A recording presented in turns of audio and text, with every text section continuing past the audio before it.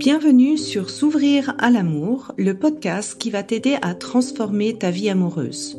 Je suis Sandy Kaufmann, coach de vie certifiée.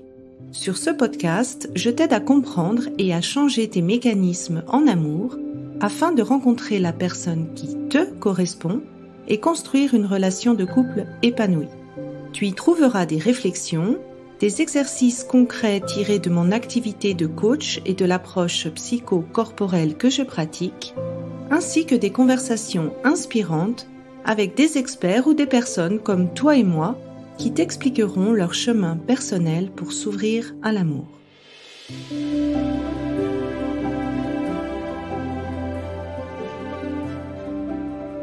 Tu écoutes l'épisode 70, la love story de Anna.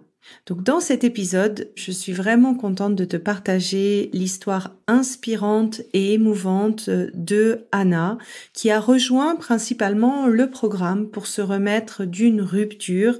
Après 1 an et demi de séparation, elle n'arrivait pas à oublier son ex. Dans cet épisode, elle va te raconter notamment en quoi, en fait, le schéma qu'elle répétait de l'abus lui faisait alterner des périodes de célibat de longue durée et des périodes en relation plutôt toxiques. En quoi pour elle, la journée passée qu'elle a fait avec Elena était un tournant majeur qui lui a vraiment permis de tourner la page avec son ex. Comment le coaching et la mise en pratique au départ des outils juste pour la mise en pratique, sans vraiment avoir cette idée de rencontrer quelqu'un, l'a finalement aidé à rencontrer la bonne personne. Et enfin, elle va t'en dire plus sur les changements qu'elle a vus, notamment la sensation d'avoir attiré quelqu'un de totalement différent, d'être totalement sereine et en sécurité dans cette relation, mais aussi tout cet aspect de reconnexion à elle-même, de prise de confiance, de facilité à s'affirmer aussi dans le domaine professionnel. Je t'en dis pas plus, je te laisse écouter. C'est un épisode qui est particulièrement pour toi si tu as eu l'impression d'avoir un contexte familial qui est difficile ou d'avoir du mal à tourner la page après une rupture. C'est un épisode qui va te remonter le moral. Et si tu veux aller plus loin et transformer ta propre vie amoureuse, je ne peux que t'encourager à franchir le pas de t'inscrire au programme S'ouvrir à l'amour. La prochaine volée commence le 26 juin. Bonne écoute! Alors aujourd'hui, j'ai le plaisir d'avoir Anna qui va vous raconter son parcours au sein du programme S'ouvrir à l'amour. Déjà, merci beaucoup de venir partager un petit peu ton parcours personnel. Est-ce que tu voudrais un petit peu expliquer pourquoi tu as voulu rejoindre le programme?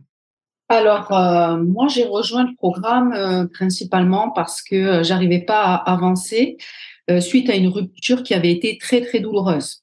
Donc, initialement, je suis pas venue pour chercher l'amour, même si, bon, j'avais toujours l'espoir, mais c'était vraiment pour dépasser cette rupture qui était, pour moi, vraiment insurmontable depuis 1 an et demi. Souvent, une rupture, c'est vrai que ça peut laisser des traces. Et quand tu as commencé, en fait, la première étape du bilan, qu'est-ce que ça t'a permis finalement de réaliser? Le bilan écrit, eh bien, j'ai vu en fait un peu le déroulé depuis le début de mes relations et puis la répétition déjà, le fait il y avait quand même des choses qui se répétaient et d'avoir une photographie un peu tout le long de ma vie, de voir qu'il y avait des choses qui revenaient et ça m'a permis de les mettre en lumière, voilà, de voir vraiment ça. Est-ce que tu avais envie de peut-être de partager une chose que tu as vue qui se répétait et qu'est-ce que ça avait pu générer finalement en toi dans ce qui se passait dans tes amours? Mais en fait, ce qui se répétait, c'est l'impact, on va dire, de mes relations familiales, du milieu dans lequel j'avais grandi. Donc un milieu plutôt, voilà, un peu insécure. avec de la violence aussi, de psychologique, des scènes que j'avais vues, etc. Donc des modèles qui n'étaient pas très très sains. Et donc dans les relations que j'ai reproduites, eh bien il y avait toujours soit de la violence psychologique, soit de l'abus, soit de en tout cas une forme de maltraitance que je vivais quand étant petite et que je reproduisais sans comprendre, sans savoir pourquoi. Donc finalement, j'allais dans des relations où j'étais pas aimée et ça me posait pas de problème de me dire que j'étais pas aimée. C'était normal. Ben, merci beaucoup pour ce partage. Et c'est vrai que je me rappelle d'une chose, c'est quand on a échangé sur ton bilan, en fait, tu avais aussi réalisé que finalement, c'était aussi ce schéma-là qui faisait que des fois, tu avais des périodes où tu tenais l'amour loin de toi. Oui, tout à fait. Parce que j'avais peur. J'avais peur et que c'était plus sécurisant pour moi d'être seule parce que ça faisait trop souffrir, soit c'était trop d'insécurité, soit c'était enfin, rien d'agréable en fait. Oui, c'est ce que je dis, c'est quand on a ce prix d'être avec quelqu'un qui est aussi important, en fait, le même schéma peut te faire alterner des périodes de célibat ou des relations, en fait, qui t'épanouissent pas, qui te rendent pas heureuse. La deuxième étape, en fait, du programme, c'est le travail sur le corps. Est-ce que tu as envie peut-être de partager, toi, pour toi, comment s'est passée cette journée et peut-être ce que tu as ressenti, en fait, comme changement après cette journée? Bah, déjà, j'attendais beaucoup de cette journée. C'est vraiment, j'attendais énormément, donc je suis allée dans cet état d'esprit-là. Et pour moi, si vraiment je retiens de tout ce que je retiens, c'est la journée, parce que j'ai vu un changement vraiment très très radical. Je ne suis pas revenue la même. J'ai l'impression que ça a débloqué beaucoup de choses. Et c'est comme, bon, j'emploie un mot fort, hein, mais c'est comme si je revenais aussi à la vie, à moi-même, et que j'étais vraiment, j'ai vu un impact considérable. Et j'ai vu un impact sur ma vie aussi en général, sur la vie professionnelle, sur la confiance, sur beaucoup de domaines. Et alors, en parlant puisque j'y allais quand même principalement pour la douleur de cette rupture, après la journée passée, les impacts ont été quasiment énormément diminués. Plus d'émotions, plus de ressentis douloureux. Voilà, il y avait certaines pensées qui revenaient, mais ça ne m'a pas touchée comme ça a pu me toucher pendant quasiment 2 ans, et alors que je pensais pas du tout m'en sortir. Voilà. Donc pour moi, c'est le truc. Voilà, ça a été miraculeux, quoi. Ben, en fait, qu'est-ce qui fait qu'une rupture, c'est particulièrement difficile? C'est que ça réactive quelque part des blessures du passé. Et en fait, ce que tu vivais comme difficile pour arriver à tourner la page, il y avait une forte part qui venait finalement, ce poids du passé, ces blessures du passé qui mettent vraiment le corps dans un état de survie. Et en fait, qu'est-ce que fait le corps quand il est en état de survie? Il s'accroche. Oui. Mm-hmm. Bah, merci pour ton partage parce que c'est souvent on sous-estime cet impact du corps ou on Oui. sous-estime l'impact que le passé peut avoir sur notre corps. Et une fois qu'on l'expérimente, on le comprend, Ah mais oui. Voilà. avant, c'est difficile à s'imaginer en fait. Oui, c'est ça. C'est vraiment. Si c'était resté que dans ma tête, bon, je progressais, mais là, dans le corps, ça a vraiment débloqué des choses. C'est une autre dimension. Bah, merci pour ton partage. Et dans le coaching de groupe, en fait, donc Oui. là, une fois qu'on a fait la partie passée, il y a tout l'aspect des outils, il y a des séances de groupe. Qu'est-ce qui, pour toi, en fait, t'a vraiment aidé dans cette partie-là? Dans cette partie-là, pour moi, ben, je l'ai vu comme une expérimentation. Donc, j'ai pas utilisé tout de suite tous les outils, mais j'ai pratiqué pour vraiment reprendre confiance pour la phase de dating. En fait, ce qui m'a le plus marqué pour moi, c'est quand j'ai défini ma relation idéale, ce que j'attendais, j'avais comme une ligne directrice, et finalement, c'est ce que j'ai essayé de pratiquer pendant le dating. Et en ayant ça en tête, j'ai attiré des personnes. Et là, je me suis dit: «Ah ouais, quand même». Le fait de savoir un peu qui on est, de dire qui on est, et puis d'avoir conscience de sa valeur, et en plus de dire: «Voilà, moi je veux ça, j'attends ça». Pour moi, ça a été, énormément bien parce que j'ai attiré du coup des personnes. J'ai vu l'impact par rapport à mes autres relations. J'ai vu l'impact vraiment que ça a vraiment produit beaucoup de choses sur les hommes, en fait. Et une attraction qui a été vraiment totalement différente. Oui, surtout que pour toi, comme tu l'as dit au début, t'étais pas venue Non, spécialement pour rencontrer quelqu'un, je me rappelle. non, non, non. Et puis je t'avais dit, mais essaye juste pour mettre en pratique les outils, prendre confiance dans le fait que t'es aussi en position de choix, en position de dire vraiment haut et fort ce que tu veux.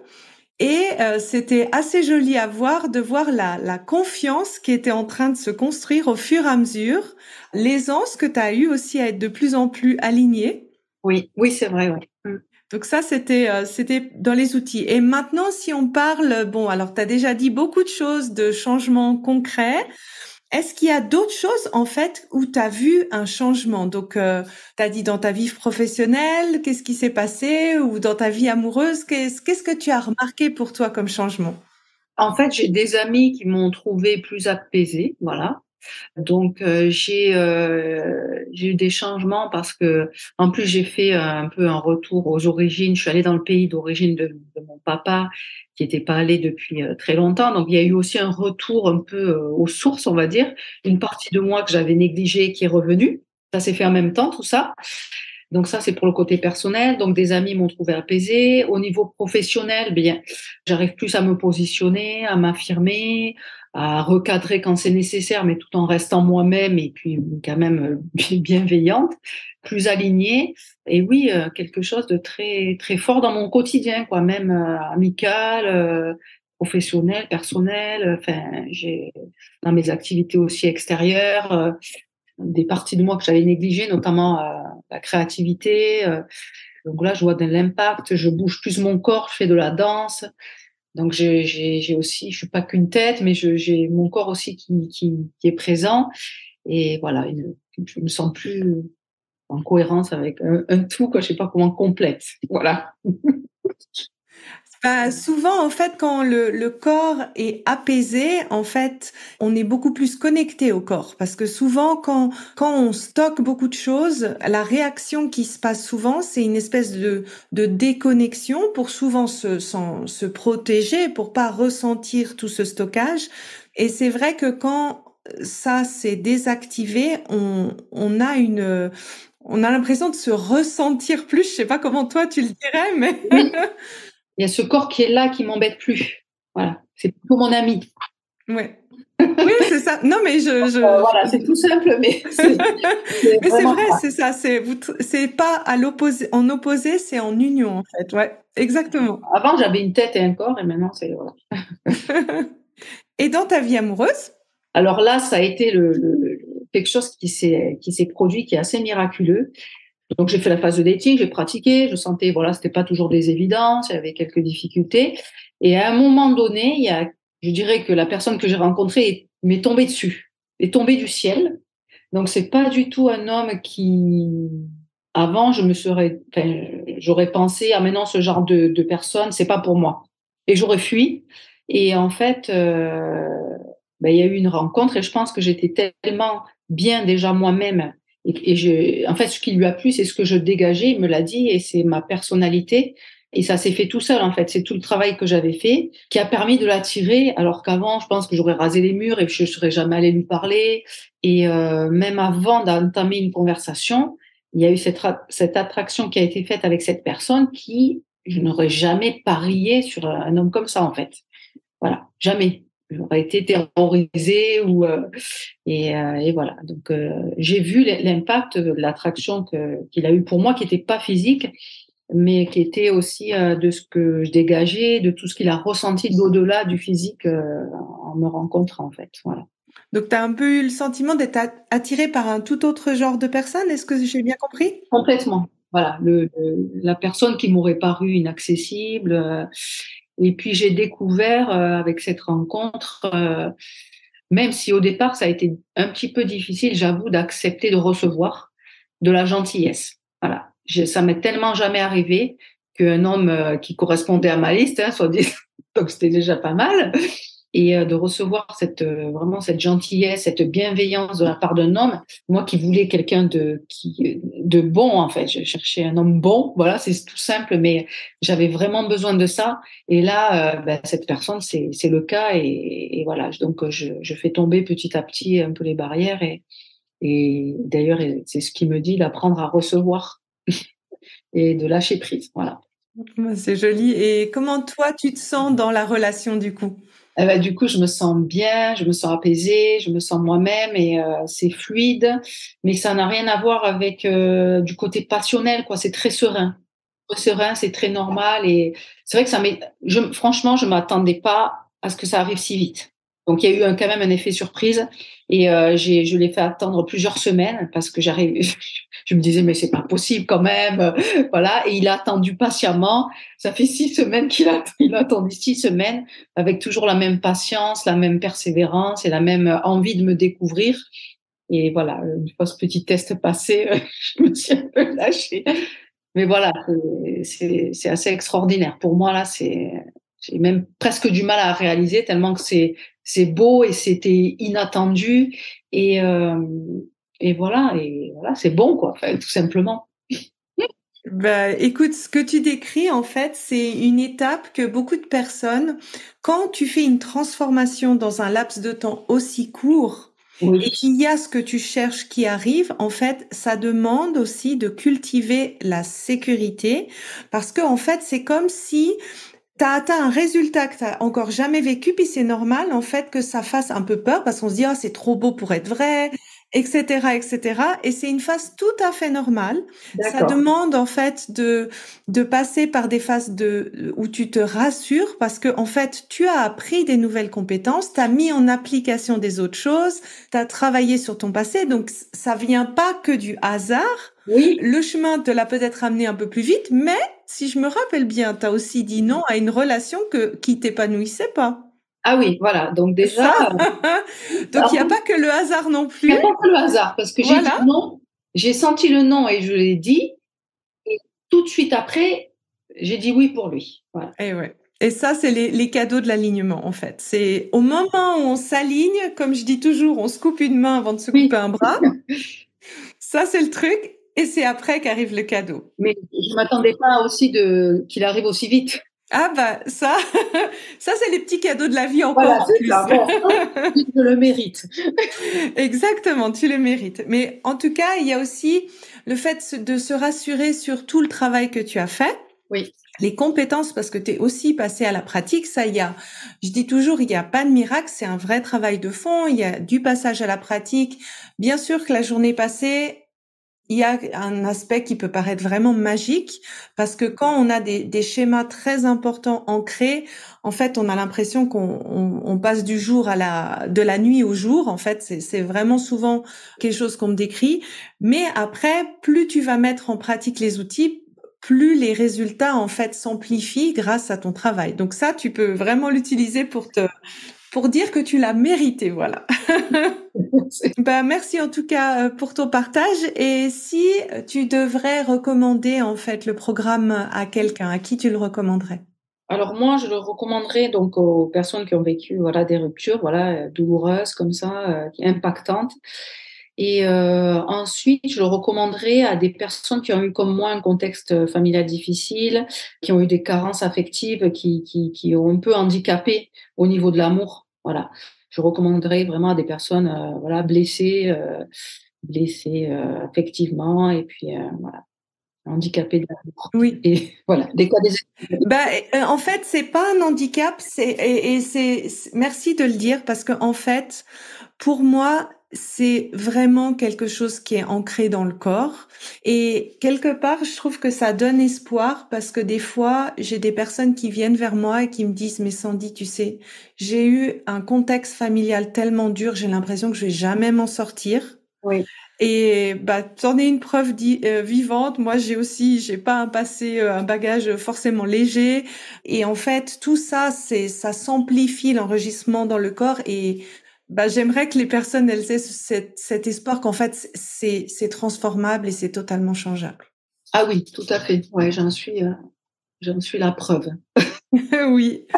Merci beaucoup, beaucoup pour ton partage. Je te souhaite à nouveau plein de mois, d'années avec la personne que tu as rencontrée, beaucoup de bonheur et merci d'avoir partagé ton histoire aujourd'hui. Et merci beaucoup, Sandy. Merci à toi. Merci. Si tu apprécies ce podcast, la meilleure façon de m'encourager est de me laisser une revue sur Apple, Spotify ou de transmettre cet épisode à une personne de ton entourage. Et si tu es prête à t'ouvrir à l'amour et à transformer ta vie amoureuse, je t'invite à rejoindre mon programme de coaching S'ouvrir à l'amour ou de consulter mes programmes d'auto-coaching en ligne. Tous les détails se trouvent sur mon site sandykaufman.ch. Et n'oublie pas, il n'y a que tes peurs qui te séparent de l'amour.